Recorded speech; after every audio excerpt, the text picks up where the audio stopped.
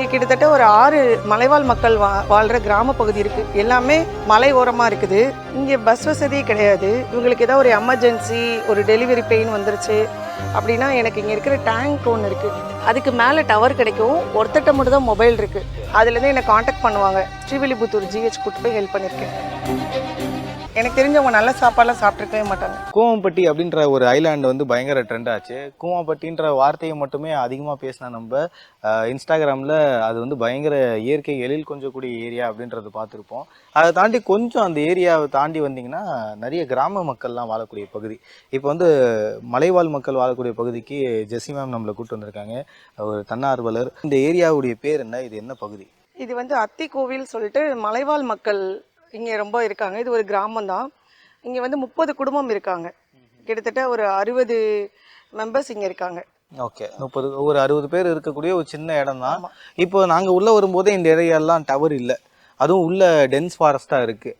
கொஞ்சம் இது வந்து அடிக்கடி மழை பெய்யக்கூடிய பகுதியாக இருக்கும்போது அவங்களுக்கு வாழ்கிறதுக்கு, சாப்பிட்றதுக்கு, எமர்ஜென்சினா வெளியில் போகிறதுக்கு என்ன வசதிகள் இருக்குது? இங்கே பஸ் வசதியே கிடையாது. நான் அடிக்கடி இவங்களுக்கு வந்து நிறைய மெடிக்கல் கேம்ப்பு, எஜுகேஷன் ஹெல்ப்பு, அப்புறம் இங்கே இருக்கிறவங்களுக்கு ஃபுட்டு, மெடிசின்ஸ் எல்லாமே வந்து ஹெல்ப் பண்ணிகிட்ருக்கேன். இவங்களுக்கு ஏதாவது ஒரு எமர்ஜென்சி, ஒரு டெலிவரி பெயின் வந்துருச்சு அப்படின்னா எனக்கு இங்கே இருக்கிற டேங்க் ஒன்று இருக்குது. ஓகே, அந்த டேங்க் அதுக்கு மேலே டவர் கிடைக்கும். ஒருத்தட்ட மட்டும் தான் மொபைல் இருக்குது. அதுலேருந்து என்னை காண்டாக்ட் பண்ணுவாங்க. ரொம்ப எமர்ஜென்சி அப்படி சொல்லிட்டு வேகமாக ஏதாவது ஒரு அரேஞ்ச் பண்ணிவிட்டு வேகமாக வருவாங்க. நான் ஸ்ரீவில்லிபுத்தூர் ஜிஹெச் கூட்டு போய் ஹெல்ப் பண்ணியிருக்கேன். அது மாதிரி நிறைய பேர் ஹெல்ப் பண்ணியிருக்கோம்.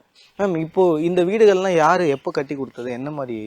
சார், இங்கே ஸ்ரீவில்லிபுத்தூர் வந்து மேற்கு தொடர்ச்சி மலை அடிவாரத்தில் இருக்குது. இங்கே கிட்டத்தட்ட ஒரு 6 மலைவாழ் மக்கள் வாழ்கிற கிராம பகுதி இருக்குது. எல்லாமே மலை ஓரமாக இருக்குது. எத்தனை வருஷமா இங்கே இருக்கீங்க? அந்த ஊர் தாத்து அங்கே தான் இந்த ஊருக்குள்ள அங்கே இருக்கும். என் மக இங்கே நீங்கள் இருக்கக்கூடாது, மக்கள் வந்து அடிக்க அப்படின்ட்டா. இன்னும் அந்த மாதிரி மகள்லாம் உங்களை விட்டுட்டு போயிட்டாங்களா? மகெல்லாம் இருக்காருல்ல. உங்களை பார்க்கலையா? பார்க்க வர மாட்டாங்க. ஒருத்தன் பார்த்துட்டு வேலைக்கேன் அது வீட்டு தானே இருக்குது.